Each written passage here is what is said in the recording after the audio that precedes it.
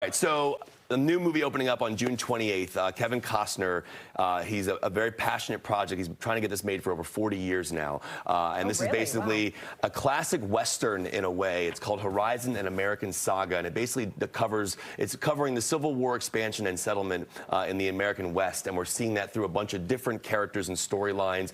Major cast here. Obviously, Kevin Costner himself is in it, Luke Wilson, Sienna Miller, and so many more. And I had the chance to speak one-on-one with Kevin Costner last week in Philadelphia. The movie hits theaters on June 28th. This is a 4-part film.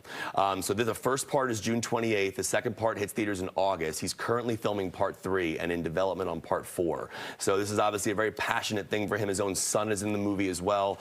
So I spoke to him all about his legacy. This part of the interview you're about to watch is primarily focused on Costner's legacy, not necessarily on this film particularly. We'll have more on that coming up closer to the release date of June 28th. But this question really revolves around his own legacy and how he looks back on his career and what roles he's most recognizable for. Take a look. As I sit here talking to you, we think about the career that you've had, 40-plus years. We mentioned Silverado earlier. I'm just curious, like, when you look back, you mentioned earlier during the standing ovation during Cannes how your kind of career kind of flashed before your eyes a little bit.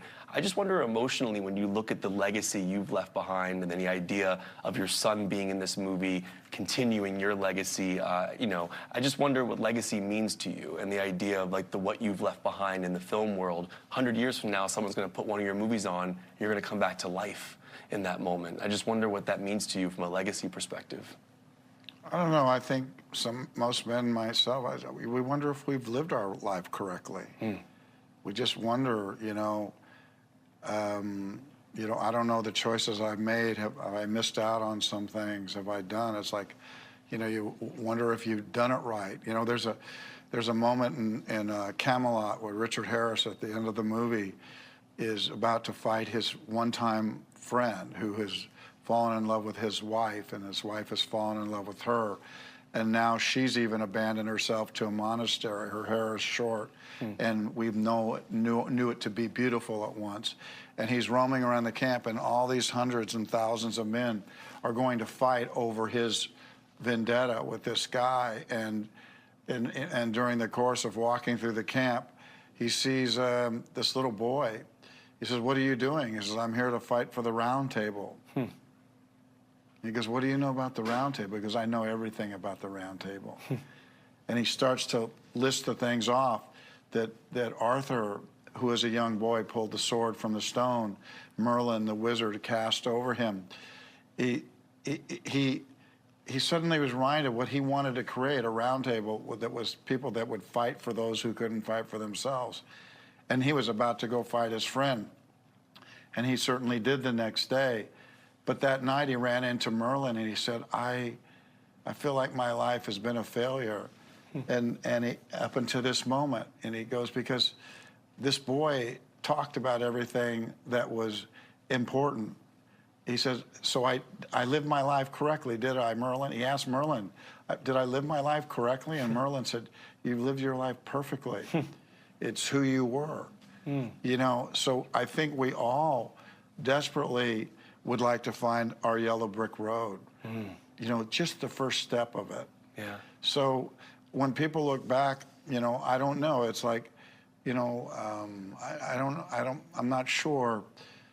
I as a man though think about what I could do better, how there could be more of me to go around. But I grew up building tree houses and forts and go-karts, and I didn't have a Frontierland or a Tomorrowland at Disneyland. I had my backyard, and I had my gang, and that was enough. Wow. I'll end on this. Thank you for sharing that, by the way. I'll end on this.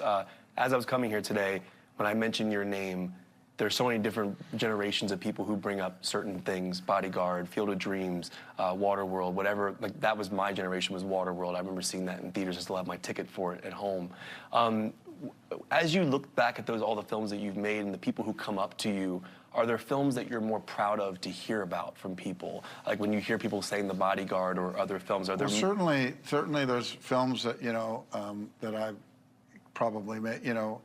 I know, the thing I'm happiest about when people come up to me is almost kind of what you were saying, it doesn't drill down to a single movie and then 5 more of the same movie.